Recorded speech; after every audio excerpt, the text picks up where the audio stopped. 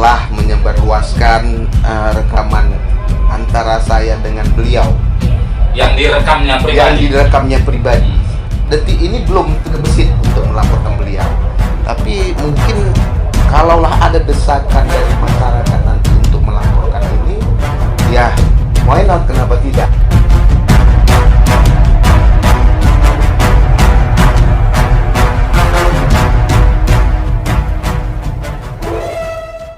Selamat datang Abang Da Irham Syahputra Pohan, Ketua Partai Persatuan Pembangunan Kota Binjai, Ketua P3 Kota Binjai yang hari ini sudah berkesempatan hadir di kantor Radar memenuhi undangan kami.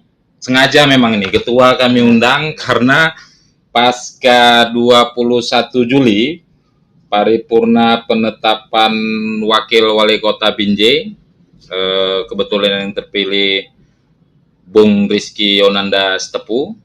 Ketua ini saya panggilnya Pak Iam aja lah ya, Bang Iam ya, Bang Iam ya. Bang Iam ini sempat viral menjadi sekarang ini jadi bahan pokok diskusi yang katanya Abang kemarin mengeluarkan statement terkait 2060, saya pun nggak tahu itu apa, tapi hari ini kita akan kumpas tuntas di Basecamp Media Radar Sumatera, dan harapan kami Bang Iam bisa menyampaikan informasi ini seterang-terangnya agar tidak lagi menjadi blunder konsumsi masyarakat Kota Binjai. Gitu ya Bang? Nah, kira-kira apa yang perlu Abang sampaikan di sini sama kami? Ya, terima kasih seluruh media Radar Sumatera yang telah mengundang saya untuk hadir tersangkut masalah isu yang berkembang di tengah-tengah masyarakat. Isu panas yang memang luar biasa. Ini memang pertama, memang saya itu tidak ada niat terbesit di hati sedikit pun bahwasanya ini hanya guyon saya kepada salah satu rekan saya dari fraksi Nasdem, yaitu Ketua Dr. Edi Cicio, yang merekam suara saya sewaktu saya ditelepon beliau. Saya direkam suara saya masalah hitungan 20, 60 dan fraksi Nasdem. Jadi masa pemilihan ini saya menilai 20, 60, saya pun heran. Masa tingkat kelas ke pemilihan wakil wali kota sekelas hanya 20, 60. Berarti itu memang betul-betul guyonan di situ. Tapi mereka dalam tanda petik menanggapin itu. Saya tidak tahu ada konspirasi di balik semua ini. Saya juga tidak tahu apa tujuan, maksud dan tujuan dari Ketua Nasdem untuk memviralkan ini. Saya juga tidak tahu. Mudah-mudahan ini menjadi satu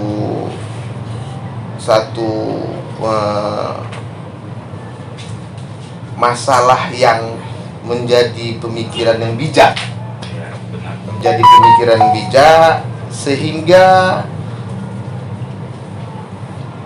Partai Nasdem itu menjadi satu pandangan politik yang tidak sembarangan lagi mengeluarkan rekaman-rekaman yang ada. Katakanlah proses ini menjadi pembelajaran politik bagi seluruh masyarakat Kota Binjai ya. Ya benar. Karena memang Ketua, ya heran juga kita sekelas ketua partai besar, kan katakanlah nih ketua partai besar merekam, menyebarluaskan ke publik, mengunggahnya menjadi konsumsi semua orang lewat media online, padahal itu jelas ada sanksi hukum di situ. Makanya kan kadang-kadang kita nggak paham juga.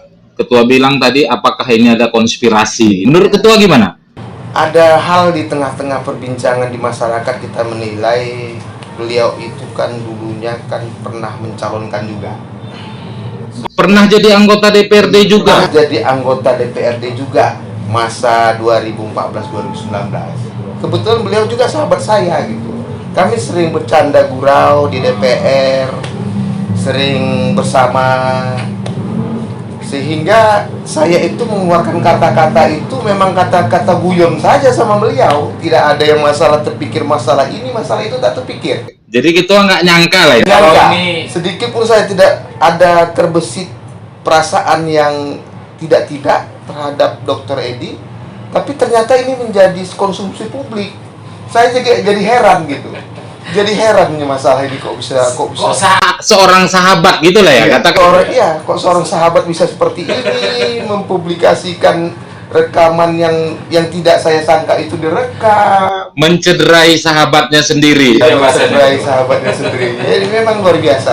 Jadi ini memang kita sedang berada di zaman politik dan ketua itu biasa terjadi. Mungkin ketua aja yang lama insaf sebenarnya, terlalu percaya sama kawan-kawan ketua. Itu sebenarnya.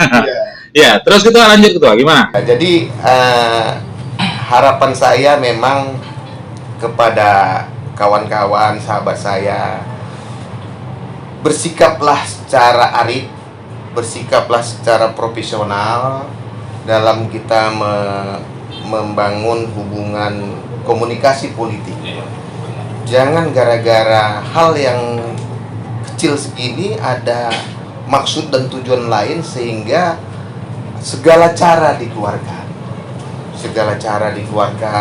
Ada nafsu yang itu tidak pada tepat sasaran.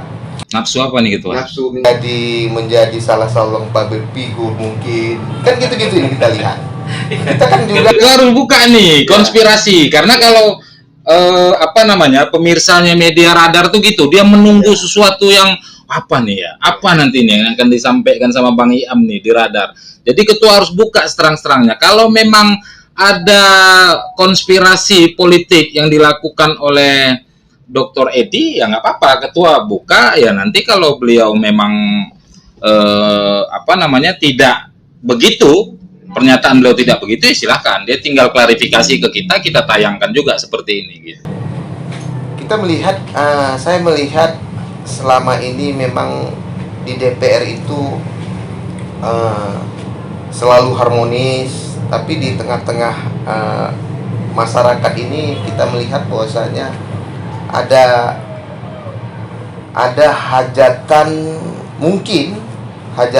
Dr. Edi menjadi anggota DPRD kembali dengan bawahannya. Ini biasa. Penggantian antar waktu. Itu biasa tuh ya. Biasa. Penyegaran. Tapi saya lihat dia selaku ketua partai ini hal yang luar biasa gitu. Kenapa harus melibatkan ketua yang notabene adalah partai lain ya, bukan bagian dari partai Nasdem gitu ya. Itu dia. Tapi memang ketua melihat ada konspirasi di situ ya. Konspirasi PAW itu. Di situ. Kelihatan memang di situ. Baik, gini ketua. Ini sama-sama ya, kita paham. Mungkin ketua paham, Dr. Edi juga selaku ketua Partai Nasdem paham. Ketika menyebarkan informasi pribadi orang lain, ini namanya doxing. Dalam istilah hukumnya doxing, itu jelas melanggar Undang-Undang Nomor 19 Tahun 2016 tentang Informasi Telekomunikasi dan Elektronik, Undang-Undang ITE Nomor 19 Tahun 2016. Jelas ada sanksi hukum di situ. Apakah ada langkah-langkah hukum yang akan ketua ambil terkait situasi sekarang ini? Kan informasi pribadinya Bang Iam sudah disebarluaskan ke publik. Jadi gini, saya menyikapi ini karena Dr. Edi ini sebagai sahabat saya. Mungkin beliau itu sila, kita balas saja dengan kebaikan. Ya mungkin Allah lebih tahu mana yang itu yang benar, mana yang tidak. Sampai sejauh ini mungkin belum ada terbesit di hati saya untuk melaporkan sahabat saya Dr. Edi Ciciu yang telah menyebarluaskan rekaman antara saya dengan beliau yang direkamnya pribadi. Detik ini belum terbesit untuk melaporkan beliau, tapi mungkin kalaulah ada desakan dari masyarakat nanti untuk melaporkan ini, ya why not, kenapa tidak? Sebagai ketua fraksi, sebagai anggota DPRD Kota Binjai, menurut ketua, apakah langkah-langkah yang dilakukan DPRD Binjai pada waktu paripurna penetapan wakil wali kota Binjai itu memang sudah benar jalannya? Jadi gini, ini waktu pemilihan wali kota Binjai itu kita sudah membentuk tim panitia seleksi. Ini juga kan ada proses yang panjang, kita lihat seperti itu. Proses yang panjang, yang mana kelengkapan berkas dari 20 balon antara Pak Hamdani dengan Pak Rizky Hernandez Tepu ini masih ada yang kurang, sehingga kami selaku panitia seleksi itu meminta berkas yang benar-benar cukup, sehingga berkas ini tidak ada lagi sangkutan baik itu di gubernur, baik itu di Dagdagri. Tujuan kami apa? Kami melihat dua tokoh ini menjadi panutan nantinya, pendamping Pak Amir Hamzah menjadi wakil wali kota, sehingga apa yang diinginkan masyarakat Binjai itu bisa terpenuhi. Itulah yang bisa saya sampaikan. Proses pemilihan ini sudah melalui mekanisme yang ada. Berarti kalau memang sudah sesuai dengan mekanismenya, nggak mungkin lah memang ada suap-suap di situ ya Bang? Ya, kita melihat masa sih anggota DPRD itu bisa disuap-suap, apalagi yang terdengar di rekaman itu 20-60. Ini kan luar biasa gitu. Ini 20-60 apa nih? Ini kode keras apa nih Bang? Ya. Sekarang bahaya kita Bang, angka ini ditunggu orang nanti jam 5 sore dipasang orang. 20-60 ada. Saya bercanda-canda, ini jadi serius. Maka saya pun jadi capek dalam hal ini gitu. Ya menjadi konsumsi publik, bukan media lokal, bahkan media yang udah Bang, nasional. Karena online itu dia tidak terbatas, nasional internasional kan. Proses pemilihan semalam itu benar-benar demokrasi. Benar-benar demokrasi, tidak ada iming-iming sedikit pun. Tidak ada janji-janji sedikit pun.